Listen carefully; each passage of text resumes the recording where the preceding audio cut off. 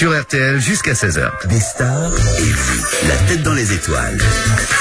Sur RTL. RTL qu'on écoute à Alençon sur 105.1 ou RTL.fr. Dans l'Orne, nous allons à Saint-Maurice, les Charençais, retrouver Isabelle. Bonjour Isabelle. Bonjour Laurent, bonjour Corinne. Bonjour. Enchantée de vous parler.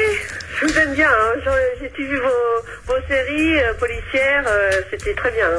Hein. Dites donc, votre mari est pas là par hasard? Non, il est parti à la chasse. Oh, qui va à la chasse perd sa place. Ouais, c'est comme ça. Hop là. Et Isabelle, vous êtes avec Corinne Touzet, vous avez bien raison. Et justement, toutes ces séries que vous avez vues, ces unitaires qu'il y avait sur TF1 ou France 2 sortent cette fois-ci sous forme de 2 coffrets de 3 DVD. Vous retrouverez évidemment ces films qui ont fait tant de succès sur TF1, plus de 10 millions, 8 millions, 7 millions, c'est incroyable. Tous ces films sont dans les 2 coffrets que Corinne propose, 2 coffrets de 3 DVD. Isabelle, bonne chance avec Corinne Touzet. Merci bien Laurent. Voici la première affirmation. Corinne Touzet a une licence d'anglais. Vrai ou faux? Oh, je dirais oui. Ben, vous avez raison. C'est gentil. Elle a eu son bac à 16 ans, après elle a été faire ses 3 ans pour avoir sa licence d'anglais, tranquille. T'es douée pour les langues, Corinne, Ouais. hein? Oui, voilà, ça s'explique, je pense, par une oreille, une bonne oreille. Les langues, c'est l'oreille, hein, généralement, parce que j'avais pas appris l'italien et finalement, quand j'ai déboulé en Italie pour tourner, j'ai fini par parler italien assez rapidement. Bon, tu me diras, pour nous, français, c'est une langue assez Plus simple. facile. Mais j'ai tourné en Allemagne, un film en allemand entièrement. Bon, à l'époque, je parlais couramment parce que c'était ma 2e langue au lycée. Maintenant, je serais incapable de le faire, ce qui est dommage. Mais j'ai ce don-là. Tu parles espagnol, tu parles anglais, couramment. Oui. Le créole un peu ou pas? Non, tu l'as pas je le appris? comprends, mais je le parle Ah, pas. ça c'est formidable. Non. Parler créole, ça serait Toi, tu génial. parles couramment créole. Ah, mais j'adore. Moi, j'ai la chance d'avoir un ami antillais qui m'a appris très tôt, basket, voilà. C'est génial, il faut du temps, faut une dizaine d'années, mais c'est pas évident. c'est pas simple, mais c'est formidable, parce que c'est une langue, ça t'emmène et ça Très imagé, c'est très joli. formidable, Ouais, formidable. tout à T'as souvent tourné en Angleterre, au Canada, aux États-Unis, où tu as reçu un Emmy Award. Oui, alors Ça, c'est une très grande distinction américaine, c'est comme un César chez nous, hein, ou un Molière, c'est l'équivalent. C'était une série américaine adaptée de, si ma mémoire est bonne, hein, de Solzhenitsyn. Ça s'appelait The First Circle, donc c'était le premier cercle, un livre de Solzhenitsyn. Et j'ai joué le rôle d'une femme de scientifique française. Et en fait, je crois que ce qui a fait ce qui les a un peu surprises, c'est que d'habitude ils nous doublent toujours les ricains parce qu'ils disent que bon, de toute façon c'est vrai, on n'a absolument pas la même façon de parler anglais qu'eux. Et le metteur en scène, très courageux à l'époque, parce que ça n'existait pas, a voulu me garder ma voix et garder mon accent. Et en fait, j'ai été très étonnée, mais ils m'ont vraiment gardé jusqu'au bout. Et à la fin, quand un jour j'ai reçu un courrier par la poste que j'ai gardé, j'ai même encore l'enveloppe, parce que je me dis ça n'arrivera peut-être plus jamais. Donc je faisais partie des nominés et la cérémonie avait lieu à Toronto. Et voilà, enfin c'est. Et t'as vu cet Emmy Award? C'est tip top, quoi. Ah, bah oui, c'est vraiment agréable. Alors il faut dire que quand t'étais jeune, t'étais parti après le bac pendant un moment, t'avais quitté ta famille et t'es parti avec un sac à dos pour faire de l'autostop aux États-Unis et au Canada. Ouais, j'ai fait le tour des États-Unis en saut et j'ai traversé le Canada entièrement à pied. Voilà, et t'étais gamine, hein? J'avais 17 ans. Eh oui, non mais tu vois. C'est n'importe quoi. Si tu fais ça avec ta fille, je vais jamais plus. D'abord, je le ferai, et puis si ma fille veut faire, je la tue. Je l'enferme à la cave à quadruple tour. Ah, c'est bien la maman qui a eu la chance de faire ça et qui dit à sa fille jamais, t'entends, jamais, tu partiras toute seule. T'as même vécu à l'époque dans une réserve indienne. Oui, bah là j'ai pas eu le choix. C'est-à-dire que je suis tombée. Il m'est arrivé quand même des mésaventures. Hein. C'était pas tout rose. Hein. J'ai eu des moments difficiles. Ceci dit, on apprend à cet âge-là. Et puis un jour, perdu sur la transcanadienne à 2h du matin avec un mec qui a voulu m'agresser dans son camion, je suis partie en courant. Et je suis partie en courant dans la forêt. Et complètement inconsciente donc de ce qu'elle faisait, cette jeune fille. Et puis à force de marcher, à un moment elle a vu de la lumière. Et puis elle a toqué à la porte. Et puis je me suis retrouvée chez des Indiens. Et en fait, j'allais pas bien du tout psychologiquement. Et ils m'ont accueillie. Je suis restée là pendant 5 jours. Et alors là où ils ont été très mignons, parce que c'est pas évident, je ne parlais pas à l'époque aussi bien que maintenant. Je parlais pas encore l'indien. Ils m'ont accompagnée parce que je devais reprendre mon avion. C'était la fin de mon voyage. Et j'avais eu un billet pas cher, évidemment, j'étais étudiante à l'époque.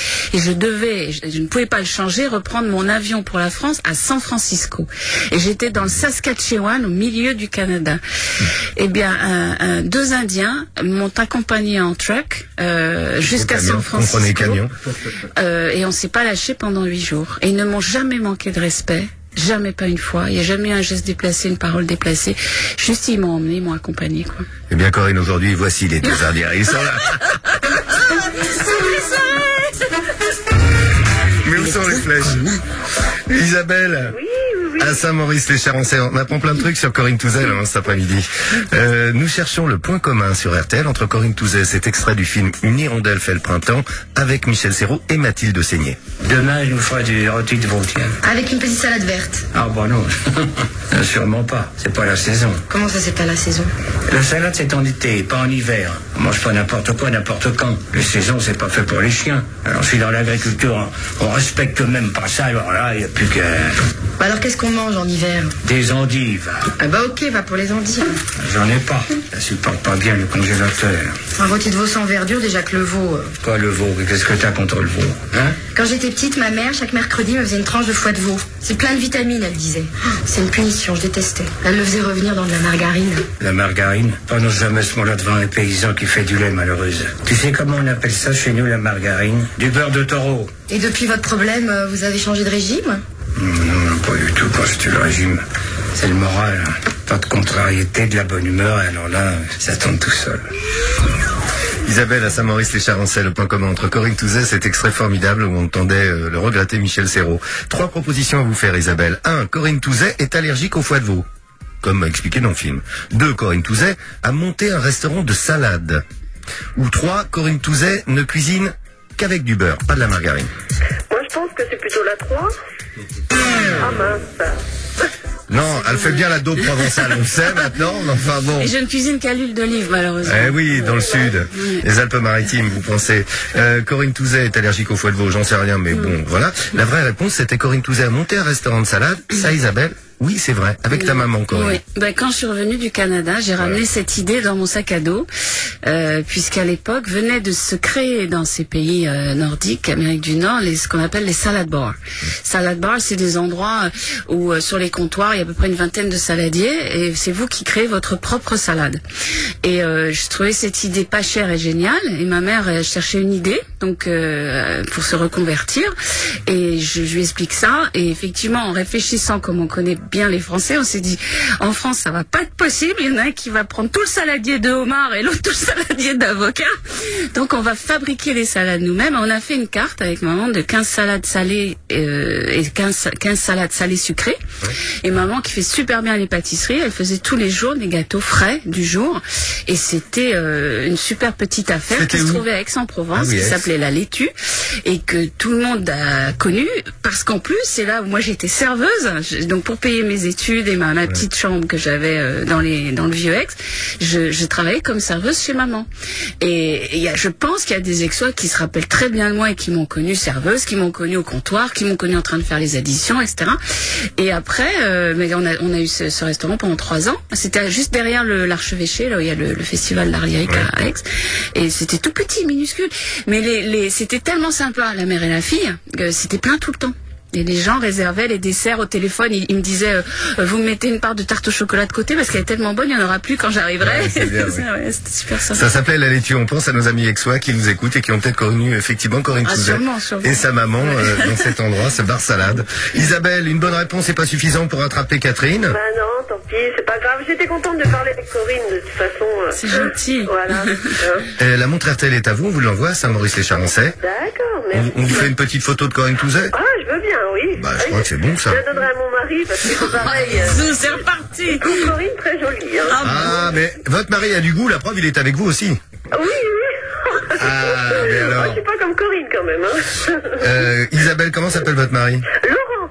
Quel joli prénom. Bisous, Laurent. Oui. Laurent. Merci Isabelle. Écoutez à tout moment la tête dans les étoiles sur rtl.fr. RTL qu'on écoute sur 104.5 ou rtl.fr évidemment du côté de Compiègne. Dans l'Oise, nous allons à Brenouille retrouver... Bonjour Francine. Pas de grenouille. Bonjour Corinne. Bonjour. Ça va Francine? Bonne année à tous. Entre autres pérégrinations, j'ai habité Compiègne et j'étais à l'école maternelle là-bas. C'est vrai? Oui, oui. Oh, quelle coïncidence. Eh bien voici ta directrice, c'est Francine. Et voilà. Francine, ça va? Oui, ça va très bien, merci et vous? Eh ben, pas mal, merci pour vos vœux, c'est sympa. Bon, meilleurs vœux à vous aussi. Merci. Votre mari est là, Francine? Ben non, mon mari travaille, mais c'est un fan de Corinne Touzé. Il la trouve sublime. Je suis un peu jalouse d'ailleurs. Ah, mais c'est bon. bien, c'est bien. Léger, quoi, hein, pas trop quand même. Non, mais c'est vrai qu'elle est magnifique et très voilà. très gentille et voilà. Mais je mords pas, alors tout va bien, vous inquiétez pas. C'est super. Bon, vous ferez écouter votre mari sur RTL.fr. Tiens, j'étais avec Corinne Touzé cet Ah oui, après-midi. mais je vais lui dire, je lui ferai écouter. Ben, c'est bon ça, on l'embrasse. Comment il s'appelle votre mari? Joël. Salut Joël. Voilà. Alors, on en profite. Hein. Francine, bonne chance avec Corinne Touzé. Voici la première affirmation. Merci. Le titre de la prochaine production de Corinne Touzé sera Un regard, un enfant. À votre avis, c'est vrai ou faux? Vrai. Non. Flûte de flûte. Ben oui, c'est le nom de mon association. Donc vous avez fait une association d'idées justement dans votre tête et vous avez dit ça vous parlait quoi. En Non. fait, Un regard, un enfant, c'est l'association dont je suis la marraine depuis 5 ans. Alors, il faut dire que cette association recueille des fonds pour permettre aux enfants démunis d'accéder à l'éducation. La scolarisation. Voilà. Dans tous les pays du monde, y compris en Birmanie. On a ouvert des écoles un petit peu partout avec l'aide d'associations locales, bien entendu, mais on envoie des fonds, on envoie des livres, on envoie des dictionnaires, des crayons, des cahiers, voilà, tout ce qui permet. Et donc, je reviens quand même à ce documentaire que j'ai produit bénévolement pour la SOS. On a ouvert un foyer d'hébergement pour les enfants des rues au Maroc. Donc des enfants qui sont livrés à eux-mêmes, qui se droguent, qui volent, qui dorment dehors.